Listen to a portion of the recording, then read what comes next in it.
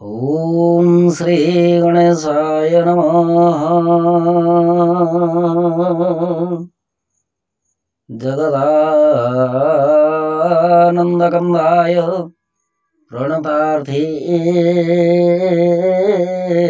हराय नीलाचल निवासाय जगन्नाथाय ते नमः। आद्यन्ते रोहित देवी गो आद्यशक्ति माहेश्वरी जुगजे जुग संभूते महालक्ष्मी नमस्तुते। स्थूल सूक्ष्म महारुद्रे महाशक्ति महोदरे सर्वपापं हरिदेवी महालक्ष्मी नमस्तुते। नमो भगवती शरण। दर्शक बंधु 12 अधिपति देवगुरु बृहस्पति को नमन करी जानिबा आजिर राशि फल विषय। सर्वप्रथम जानिबा आजिर राशि नक्षत्र तथा पंचांग विषय।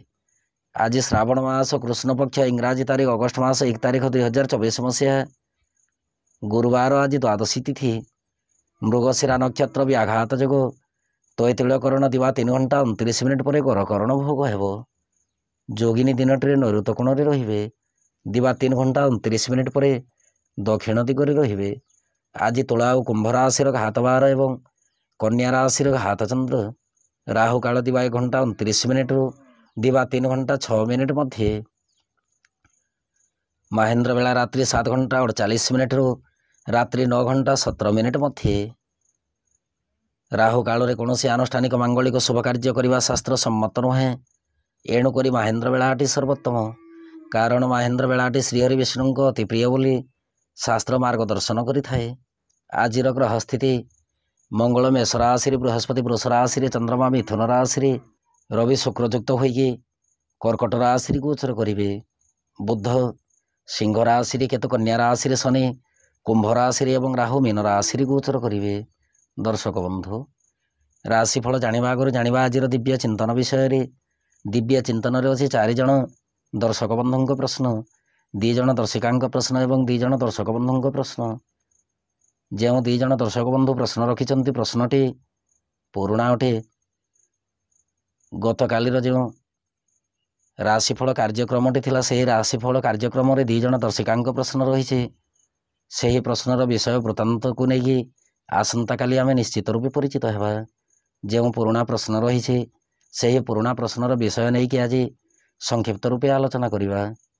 दर्शक 2 जन प्रश्न रखिंट।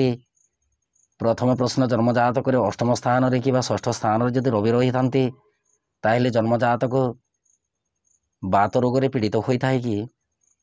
दर्शक बंधु ज्योतिष शास्त्र रीतिनीति अनुसार अष्टम स्थान रे रवि एवं चंद्र जदि रही थांती ताहले अष्टम स्थान रो दोष रही न थाए, किंतु ग्रह निजर स्वभाव केबे भी छाड़ी पारंतिनी।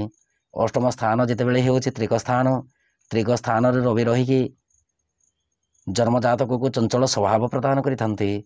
जन्मजातक त्यागी शत्रु सेवा रोगयुक्त हेबा सहित मिथ्या अपवादर मनोरंजनकारी होता है। विशेषकर भाग्यहीन एवं बृहदारक काम को तत्संगे सर्वजन अप्रिय होता है। जन्मजात व्यक्ति मलिन वस्त्र धारण करने सहित नीच सेवा करने सदासर्वदा प्रबल आग्रह करिथाए। विशेषकर प्रवास रे बास करिथाए, जहाँकि शास्त्र सम्मत अटे। द्वितीय प्रश्न अष्टम स्थान रे जदि चंद्र अवस्थान करिथांती ताहेले माता पक्षरे पीड़ादायक होती कि। दर्शक बंधु अष्टम जदि चंद्र होइथांती, अष्टम स्थान रे चंद्र अवस्थान करिथिले एवं चंद्र जदि पापग्रह होइथांती ताहेले अशुभत्व फल प्रदान करिथांती।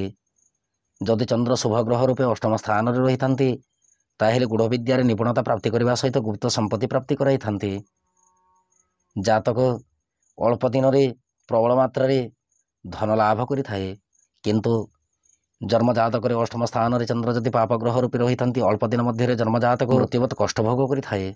अष्टमस्थ चंद्र वृष मिथुन कर्कट कन्या बा तुला राशिस्थ होते ଏବଂ ପୂର୍ଣ୍ଣଚନ୍ଦ୍ର ହୋଇଥିଲେ ଜାତକ ବ୍ୟକ୍ତି କାଶ ଏବଂ ପିତା ଆଦି ରୋଗରେ ଆକ୍ରାନ୍ତ ହେବା ସହିତ ଶ୍ଳେଷ ଆଦି ରୋଗରେ ଆକ୍ରାନ୍ତ ହୋଇଥାଏ। ଇଏ ଥିଲା 2 ଜଣ ଦର୍ଶକ ବନ୍ଧୁଙ୍କ ପ୍ରଶ୍ନ। ଏବେ ଆସନ୍ତୁ ଜାଣିବା ଆଜିର ରାଶିଫଳ ବିଷୟରେ। ରାଶିଫଳଟି ଆପଣଙ୍କ ଚନ୍ଦ୍ର ରାଶି ଉପରେ ଆଧାରିତ। ଆପଣଙ୍କ ଜନ୍ମକୋଷ୍ଠୀରେ ଚନ୍ଦ୍ରମା ଯେଉଁ ରାଶିରେ ଅବସ୍ଥାନ କରିଛନ୍ତି ସିଏ ହେଉଛି ଆପଣଙ୍କ ଚନ୍ଦ୍ର ରାଶି ବା ଜନ୍ମ ରାଶି।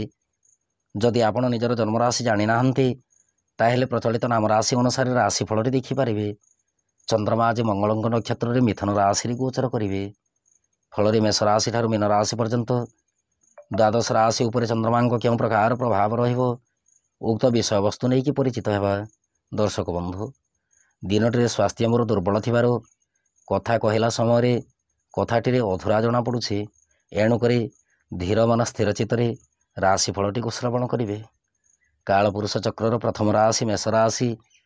ମେଷ ରାଶି ବ୍ୟକ୍ତି ବିଶେଷଙ୍କ ପାଇଁ ଦିନଟିରେ ଚନ୍ଦ୍ରମା ରାଶିଠାରୁ ତୃତୀୟ ସ୍ଥାନରେ ଗୋଚର କରିବେ। ଫଳରେ କାର୍ଯ୍ୟକ୍ଷେତ୍ର ଏବଂ ବ୍ୟବସାୟରେ ପରିଶ୍ରମ ମୁତାବକ ଫଳ ପ୍ରାପ୍ତି ହେବ। ସରକାରୀ ବେସରକାରୀ କର୍ମକୁ ନେଇକି ଉନ୍ନତିର ମାର୍ଗଦର୍ଶନ କରିବେ। ଜ୍ଞାତି ପରିବାର ବନ୍ଧୁବର୍ଗ ତଥା ଭ୍ରାତୃଭଗ୍ନୀଙ୍କ ଠାରୁ ସାହାଯ୍ୟ ସହାନୁଭୂତି ପ୍ରାପ୍ତି ହେବ। ଦାମ୍ପତ୍ୟ ଓ ପ୍ରେମ ସମ୍ପର୍କ ସୁଖଦ ରହିବ। ଆର୍ଥିକ ସ୍ଥିତି ସବଳ ରହିବା ସହିତ ସ୍ୱାସ୍ଥ୍ୟ ଶରୀର ଅତି ଉତ୍ତମ ଅଟେ। ଆଇନ ଅଦାଲତ କର୍ମ ଯଦି କିଛି ଥାଏ ଦିନଟିରେ ନ୍ୟାୟଟି ଆପଣଙ୍କୁ ପ୍ରାପ୍ତି ହେବ। ଯାତ୍ରା ପାଇଁ ଦିନଟି ଅତି ଉତ୍ତମ ଅଟେ। ବିଦ୍ୟାର୍ଥୀ ଓ ମହିଳାମାନେ କାର୍ଯ୍ୟକ୍ଷେତ୍ରରେ ଅନ୍ୟ ଉପରେ ନିର୍ଭରଶୀଳ ରହିବେ। ଆପଣଙ୍କ ପାଇଁ ଶୁଭ ରଙ୍ଗ ଆଜି ହଳଦୀ ବର୍ଣ୍ଣ ରଙ୍ଗ, ଶୁଭ ଅଙ୍କ 4। ଆପଣ ଆଜି ହନୁମାନ ଚାଳିଶା ପଠନ କରନ୍ତୁ। ଦିନଟି ଅମୃତ ତୁଲ୍ୟ ହେବ। ବୃଷ ରାଶି। ବୃଷ ରାଶି ବ୍ୟକ୍ତି ବିଶେଷଙ୍କ ପାଇଁ ଦିନଟିରେ ଚନ୍ଦ୍ରମା ରାଶିଠାରୁ ଦ୍ୱିତୀୟ ସ୍ଥାନରେ ଗୋଚର କରିବେ। ଦିନଟିରେ ବାକ୍ଶୁଦ୍ଧି ନିତାନ୍ତ ଦରକାର। ସନ୍ତାନ ସନ୍ତତିଙ୍କ କାର୍ଯ୍ୟକଳାପକୁ ନେଇକି ମନ ଭିତରେ ଅଶାନ୍ତିର ବାତାବରଣ ରହିପାରେ। ସରକାରୀ ବେସରକାରୀ କର୍ମକୁ ନେଇକି ଧୀର ମନ୍ଥର ଗତିରେ କର୍ମ ନିର୍ବାହ କରନ୍ତୁ। ଦାମ୍ପତ୍ୟ ଓ ପ୍ରେମ ସମ୍ପର୍କ ମଧ୍ୟମରୁ ଉତ୍ତମ ରହିବ। ଆର୍ଥିକ ସ୍ଥିତି ଆଦୌ ଶୁଭଦାୟକ ନୁହେଁ। ସ୍ୱାସ୍ଥ୍ୟ ଶରୀର ପ୍ରତି ଧ୍ୟାନ ରଖନ୍ତୁ। ଯାତ୍ରା ପାଇଁ ଦିନଟି ମଧ୍ୟମ ଫଳଦାୟକ। ବିଦ୍ୟାର୍ଥୀ ଓ ମହିଳାମାନେ କାର୍ଯ୍ୟକ୍ଷେତ୍ରରେ ଆଶାତୀତ ଅବସ୍ଥାରେ ଦୀର୍ଘ ସମୟ ଅପେକ୍ଷାରତ ରହିବେ। ଆପଣଙ୍କ ପାଇଁ ଶୁଭ ରଙ୍ଗ ଆଜି ଧବଳ ବର୍ଣ୍ଣ ରଙ୍ଗ, ଶୁଭ ଅଙ୍କ 8। ଆପଣ ଆଜି ପିତାମାତାଙ୍କ ଠାରୁ ଆଶୀର୍ବାଦ ଗ୍ରହଣ କରନ୍ତୁ। ଦିନଟି ଅମୃତ ତୁଲ୍ୟ ହେବ। ମିଥୁନ ରାଶି। ମିଥୁନ ରାଶି ବ୍ୟକ୍ତି ବିଶେଷଙ୍କ ପାଇଁ ଦିନଟିରେ ଚନ୍ଦ୍ରମା ରାଶିରେ ଗୋଚର କରିବେ। ଫଳରେ କାର୍ଯ୍ୟକ୍ଷେତ୍ର ଏବଂ ବ୍ୟବସାୟରେ ନିର୍ବିଘ୍ନରେ କର୍ମ ସମ୍ପାଦନ ହେବ। ଦିନଟିରେ ଘାତ ଚନ୍ଦ୍ରର ସୂଚନା ଥିବାରୁ ବୁଝି ବିଚାରିକି କର୍ମ ସମ୍ପାଦନ କରିବେ। ସରକାରୀ ବେସରକାରୀ କର୍ମକୁ ନେଇକି ଦୃଢ଼ ସଂକଳ୍ପିତ ଭାବେ କର୍ମ ନିର୍ବାହ କରନ୍ତୁ। ଦାମ୍ପତ୍ୟ ଓ ପ୍ରେମ ସମ୍ପର୍କ ଅତି ଉତ୍ତମ ରହିବ। ଆର୍ଥିକ ସ୍ଥିତି ସବଳ ରହିବା ସହିତ ସ୍ୱାସ୍ଥ୍ୟ ଶରୀର ଉତ୍ତମ ଅଟେ। ଯାତ୍ରା ପାଇଁ ଦିନଟି ଆପଣଙ୍କ ପକ୍ଷରେ ଯିବ। ବିଦ୍ୟାର୍ଥୀ ଓ ମହିଳାମାନେ କାର୍ଯ୍ୟକ୍ଷେତ୍ରରେ ବିରକ୍ତି ଭାବ ପ୍ରକାଶ କରିବେ। ଆପଣଙ୍କ ପାଇଁ ଶୁଭ ରଙ୍ଗ ଆଜି ବାଇଗଣୀ ରଙ୍ଗ, ଶୁଭ ଅଙ୍କ 1। ଆପଣ ଆଜି ରାମ ରକ୍ଷା ସ୍ତୋତ୍ର ପାଠ କରନ୍ତୁ। ଦିନଟି ଅମୃତ ତୁଲ୍ୟ ହେବ। କର୍କଟ ରାଶି। କର୍କଟ ରାଶି ବ୍ୟକ୍ତି ବିଶେଷଙ୍କ ପାଇଁ ଦିନଟିରେ ଚନ୍ଦ୍ରମା ରାଶିଠାରୁ ଦ୍ୱାଦଶ ସ୍ଥାନରେ ଗୋଚର କରିବେ। ଫଳରେ କାର୍ଯ୍ୟକ୍ଷେତ୍ର ଏବଂ ବ୍ୟବସାୟରେ ଅପବ୍ୟୟ ଖର୍ଚ୍ଚର ସୂଚନା ଅଛି। ସରକାରୀ ବେସରକାରୀ କର୍ମକୁ ନେଇକି ପ୍ରତାରଣା ଭାବନା ଦେଖାଯାଇପାରେ। ଦାମ୍ପତ୍ୟ ଓ ପ୍ରେମ ସମ୍ପର୍କ ମଧ୍ୟମରୁ ଉତ୍ତମ ରହିବ। ଆର୍ଥିକ ସ୍ଥିତି ପ୍ରତି ଅନୁଧ୍ୟାନ ରଖନ୍ତୁ। ସ୍ୱାସ୍ଥ୍ୟ ଶରୀର ଆଦୌ ଶୁଭଦାୟକ ନୁହେଁ। ଯାତ୍ରା ସମୟରେ ସତର୍କତା ଅବଲମ୍ବନ କରିବା ନିତାନ୍ତ ଆବଶ୍ୟକ। ବିଦ୍ୟାର୍ଥୀ ଓ ମହିଳାମାନେ କାର୍ଯ୍ୟକ୍ଷେତ୍ରରେ କର୍ମ ବିମୁଖ ହେବେ। ଆପଣଙ୍କ ପାଇଁ ଶୁଭ ରଙ୍ଗ ଆଜି ହଳଦୀ ବର୍ଣ୍ଣ ରଙ୍ଗ, ଶୁଭ ଅଙ୍କ 6। ଆପଣ ଆଜି ବିଷ୍ଣୁ ଚରଣାମୃତ ସେବନ କରନ୍ତୁ। ଦିନଟି ଅତ୍ୟନ୍ତ ସୁଖଦ ରହିବ। ସିଂହ ରାଶି। ସିଂହ ରାଶି ବ୍ୟକ୍ତି ବିଶେଷଙ୍କ ପାଇଁ ଦିନଟିରେ ଚନ୍ଦ୍ରମା ରାଶିଠାରୁ ଏକାଦଶ ସ୍ଥାନରେ ଗୋଚର କରିବେ। ଫଳରେ କାର୍ଯ୍ୟକ୍ଷେତ୍ର ଏବଂ ବ୍ୟବସାୟରେ ନିର୍ବିଘ୍ନରେ କର୍ମ ନିର୍ବାହ ହେବ। ସରକାରୀ ବେସରକାରୀ କର୍ମକୁ ନେଇକି ଆଶାତୀତ ଫଳ ପ୍ରାପ୍ତି କରିବେ। ଦିନଟିରେ ଦ୍ରବ୍ୟ କ୍ରୟର ସୂଚନା ଅଛି। ଦାମ୍ପତ୍ୟ ଓ ପ୍ରେମ ସମ୍ପର୍କ ସୁଖଦ ରହିବ। ଆର୍ଥିକ ସ୍ଥିତି ସବଳ ରହିବା ସହିତ ସ୍ୱାସ୍ଥ୍ୟ ଶରୀର ଅତି ଉତ୍ତମ ଅଟେ। ଯାତ୍ରା ପାଇଁ ଦିନଟି ଆପଣଙ୍କ ପକ୍ଷରେ ଯିବ। ବିଦ୍ୟାର୍ଥୀ ଓ ମହିଳାମାନେ କାର୍ଯ୍ୟକ୍ଷେତ୍ରରେ ନିର୍ବିଘ୍ନରେ କର୍ମ ସମ୍ପାଦନ କରିବେ। ଆପଣଙ୍କ ପାଇଁ ଶୁଭ ରଙ୍ଗ ଆଜି ରକ୍ତବର୍ଣ୍ଣ ରଙ୍ଗ, ଶୁଭ ଅଙ୍କ 3। ଆପଣ ଆଜି କ୍ଲିଂ ମନ୍ତ୍ରକୁ 54 ଥର ପଠନ କରନ୍ତୁ। ଦିନଟି ଅମୃତ ତୁଲ୍ୟ ହେବ। କନ୍ୟା ରାଶି। କନ୍ୟା ରାଶି ବ୍ୟକ୍ତି ବିଶେଷଙ୍କ ପାଇଁ ଦିନଟିରେ ଚନ୍ଦ୍ରମା ରାଶିଠାରୁ ଦଶମ ସ୍ଥାନରେ ଗୋଚର କରିବେ। ଫଳରେ କାର୍ଯ୍ୟକ୍ଷେତ୍ର ଏବଂ ବ୍ୟବସାୟରେ ଆୟ ସ୍ଥିତି ସବଳ ରହିବ। ସରକାରୀ ବେସରକାରୀ କର୍ମକୁ ନେଇକି ଉପରିସ୍ଥ କର୍ମଚାରୀଙ୍କ ପରାମର୍ଶ ଅନୁସାରେ କର୍ମ ସମ୍ପାଦନ କରନ୍ତୁ। ଦାମ୍ପତ୍ୟ ଓ ପ୍ରେମ ସମ୍ପର୍କ ସଦୃଢ଼ ରଖନ୍ତୁ। ପ୍ରେମ ସମ୍ପର୍କକୁ ନେଇକି ବାଦ ବିବାଦ ଉତ୍ପନ୍ନ ହୋଇପାରେ। ଆର୍ଥିକ ସ୍ଥିତି ବିଶେଷ ସୁଖଦାୟକ ନୁହେଁ। ସ୍ୱାସ୍ଥ୍ୟ ଶରୀର ପ୍ରତି ଧ୍ୟାନ ରଖିବା ନିତାନ୍ତ ଆବଶ୍ୟକ।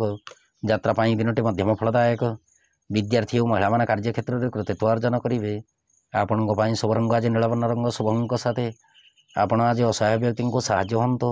ଦିନଟି ଅମୃତ ତୁଲ୍ୟ ହେବ। ତୁଳା ରାଶି।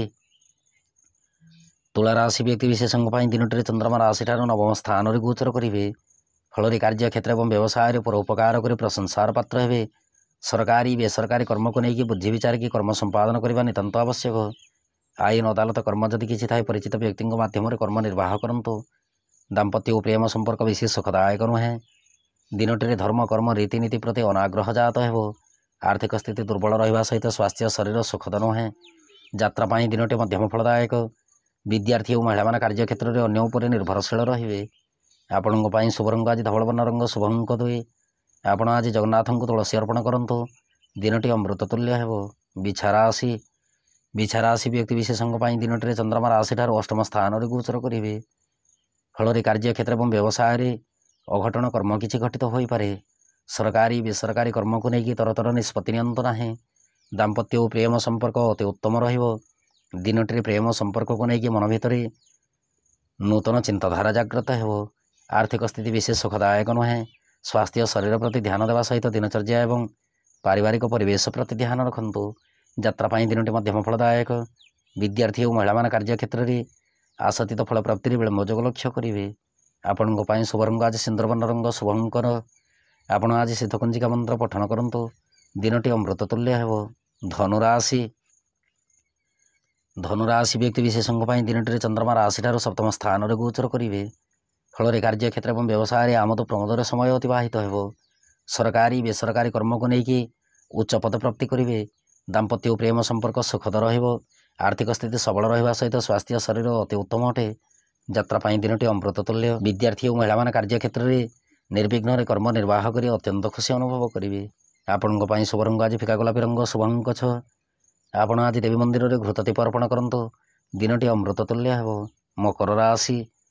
ମକର ରାଶି ବ୍ୟକ୍ତି ବିଶେଷଙ୍କ ପାଇଁ ଦିନଟିରେ ଚନ୍ଦ୍ରମା ରାଶିଠାରୁ ଷଷ୍ଠ ସ୍ଥାନରେ ଗୋଚର କରିବେ। ଫଳରେ କାର୍ଯ୍ୟକ୍ଷେତ୍ର ଏବଂ ବ୍ୟବସାୟରେ ସନ୍ତୋଷଜନକ କର୍ମ ସମ୍ପାଦନ ହେବ। ସରକାରୀ ବେସରକାରୀ କର୍ମକୁ ନେଇକି ଆଲୋଚନା ସମାଲୋଚନା ଏବଂ ପର୍ଯ୍ୟାଲୋଚନାରେ କାଳାତିପାତ କରିବେ। ଦାମ୍ପତ୍ୟ ଓ ପ୍ରେମ ସମ୍ପର୍କ ମଧ୍ୟମରୁ ଉତ୍ତମ ଅଟେ। ଆର୍ଥିକ ଦୃଷ୍ଟିକୋଣରୁ ଦେଖିବାକୁ ଗଲେ ଆର୍ଥିକ ସ୍ଥିତି ଦୁର୍ବଳ ରହିବା ସହିତ ମନୋବଳ ମଧ୍ୟ ଦୁର୍ବଳ ରହିପାରେ। ସ୍ୱାସ୍ଥ୍ୟ ଶରୀର ପ୍ରତି ଧ୍ୟାନ ରଖନ୍ତୁ। ଯାତ୍ରା ପାଇଁ ଦିନଟି ବିଶେଷ ସୁଖଦାୟକ ନୁହେଁ। ଦିନଟିରେ ଗୁପ୍ତ ଶତ୍ରୁ ଜାତ ହେବାରୁ ସୂଚନାର ଜଣାଯାଏ। ବିଦ୍ୟାର୍ଥୀ ଓ ମହିଳାମାନେ କାର୍ଯ୍ୟକ୍ଷେତ୍ରରେ ଅନ୍ୟ ଉପରେ ନିର୍ଭରଶୀଳ ରହିବେ।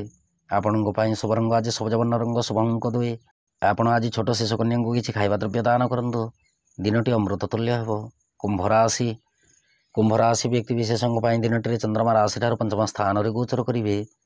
ଫଳରେ କାର୍ଯ୍ୟକ୍ଷେତ୍ର ଏବଂ ବ୍ୟବସାୟରେ ନୂତନ କର୍ମରେ ମତିଧାବନ ହେବ। ମିଳିତ ବ୍ୟବସାୟକୁ ନେଇକି ଅଶାନ୍ତିର ବାତାବରଣ ରହିପାରେ। ସରକାରୀ ବେସରକାରୀ କର୍ମକୁ ନେଇକି ମାନ ସମ୍ମାନ ପ୍ରତି ସଜାଗ ରୁହନ୍ତୁ। ଦାମ୍ପତ୍ୟ ଓ ପ୍ରେମ ସମ୍ପର୍କ ମଧ୍ୟମରୁ ଉତ୍ତମ ଅଟେ। ଆର୍ଥିକ ସ୍ଥିତି ଆଦ୍ୟ ଶୁଭଦାୟକ ନୁହେଁ। ସନ୍ତାନ ସନ୍ତତିଙ୍କ ସ୍ୱାସ୍ଥ୍ୟ ଶରୀର ପ୍ରତି ଧ୍ୟାନ ଦେବା ସହିତ ଯାତ୍ରା ସମୟରେ ସଦାସର୍ବଦା ସତର୍କତା ଅବଲମ୍ବନ କରନ୍ତୁ। ବିଦ୍ୟାର୍ଥୀ ଓ ମହିଳାମାନେ କାର୍ଯ୍ୟକ୍ଷେତ୍ରରେ ଉନ୍ନତିର ମାର୍ଗରେ ବାଧକ ଯୋଗ ଲକ୍ଷ୍ୟ କରିବେ। ଆପଣଙ୍କ ପାଇଁ ଶୁଭ ରଙ୍ଗ ଆଜି ଧବଳ ବର୍ଣ୍ଣ ରଙ୍ଗ, ଶୁଭ ଅଙ୍କ 8। ଆପଣ ଆଜି ଦୁର୍ଗା ନବାକ୍ଷରୀ ମନ୍ତ୍ର ପଠନ କରନ୍ତୁ। ଦିନଟି ଅମୃତ ତୁଲ୍ୟ ହେବ। ମୀନ ରାଶି ବ୍ୟକ୍ତି ବିଶେଷଙ୍କ ପାଇଁ ଦିନଟିରେ ଚନ୍ଦ୍ରମା ରାଶିଠାରୁ ଚତୁର୍ଥ ସ୍ଥାନରେ ଗୋଚର କରିବେ। ଫଳରେ କାର୍ଯ୍ୟକ୍ଷେତ୍ର ଏବଂ ବ୍ୟବସାୟରେ ସନ୍ତୋଷଜନକ କର୍ମ ସମ୍ପାଦନ କରିବା ସହିତ ସରକାରୀ ବେସରକାରୀ କର୍ମକୁ ନେଇକି ମନ୍ଥର ଗତିରେ କର୍ମ ନିର୍ବାହ ହେବ। ଦାମ୍ପତ୍ୟ ଓ ପ୍ରେମ ସମ୍ପର୍କ ଅତି ଉତ୍ତମ ଅଟେ। ଆର୍ଥିକ ସ୍ଥିତି ସବଳ ରହିବ।